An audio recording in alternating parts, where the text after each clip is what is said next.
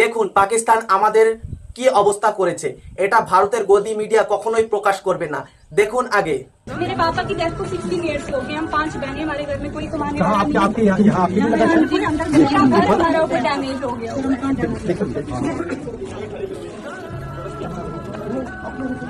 आप कहाँ के जरिए हो रहे हैं? हम नीचे अंदर रहते हैं, हमारी छोटी छोटी बच्ची हैं।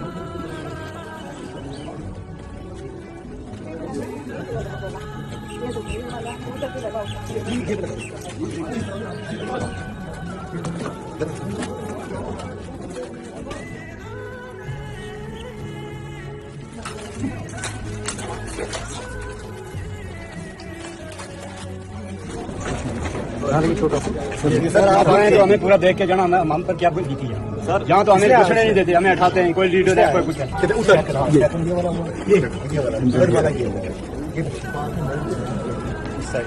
15 लाख का नुकसान है, उसको भी बोल रहे हैं 1,20,000 देंगे। उसने तो हम बेहतर है, हम टेंट में रह लें। हमारे मकान के अंदर से आप कंडीशन देखोगे सर, कोई चीज ऐसी नहीं जो बची है।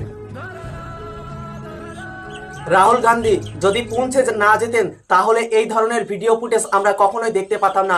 আর এগুলি সব সময় গদি মিডিয়া ধামাচাপা দিয়ে রেখে দিয়েছে। শুধুই বিজেপি এটা করেছে, বিজেপি ওটা করেছে এই বলে মোদি বড় বড় ভাষণ দিচ্ছে, কিন্তু আসলেই আমাদের সঙ্গে কি ঘটেছে সেটা কখনোই গদি মিডিয়া দেখাচ্ছে না।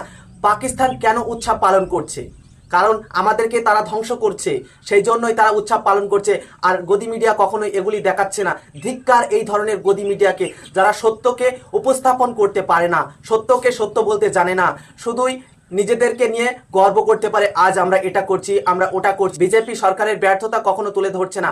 পাকিস্তান আমাদের দেশের অভ্যন্তরে এসে আমাদের ঘরবাড়ি ধ্বংস করছে, আমাদের মানুষ হত্যা করছে, এটা নিয়ে সরকার কখনো মুখ খুলছে না। রাহুল গান্ধী যদি না যেতেন তাহলে কখনোই এই সত্য ঘটনা মানুষের সামনে ফুটে উঠতো না। ধিক্কার এই গদি মিডিয়াকে।